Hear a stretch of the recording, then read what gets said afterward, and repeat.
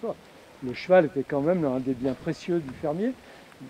Et donc l'écurie est toujours à côté. Là, elle était dans la suite. Alors après, Avec Jean-Paul Carcel, on fait un saut dans le temps pour imaginer cette ferme au XVIIe siècle.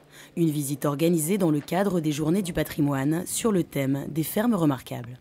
C'est l'occasion de venir aussi découvrir ce patrimoine qui est à côté de chez nous, qu'on a peu le loisir de rencontrer le reste du temps ou le reste de l'année. Et en plus, là, d'avoir un accompagnement par un guide qualifié qui nous donne des clés pour comprendre aussi comment les choses ont évolué et pourquoi elles ont évolué.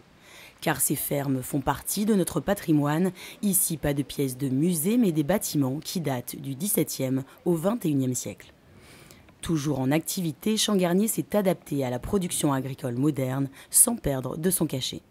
l'étable qui normalement se trouvait juste à côté de moi, qu'on doit voir derrière moi, maintenant se trouve dans la grange parce qu'on a installé des systèmes automatiques d'évacuation du fumier et qui va s'évacuer automatiquement derrière la grange pour éviter d'avoir le tas de fumier au milieu de la cour, comme c'était le cas autrefois.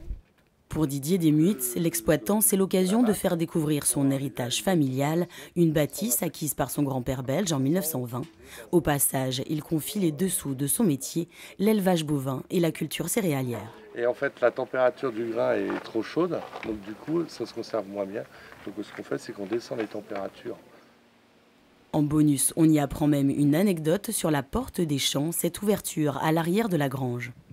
Lorsque le valet de ferme voulait quitter la ferme le soir sans se faire repérer par son patron, il voulait aller faire la fête au village ou retrouver sa belle, pour toutes ces raisons, eh bien il s'éclipsait par la porte des champs, qui passait à travers la campagne. Et pour ce faire, il fallait qu'il prenne la clé des champs. D'où l'expression « prendre la clé des champs ». Pour ceux qui souhaitent une séance de rattrapage, il faudra attendre le mois de juin. Champ-Garnier ouvre de nouveau ses portes au public pour la fête des fermes.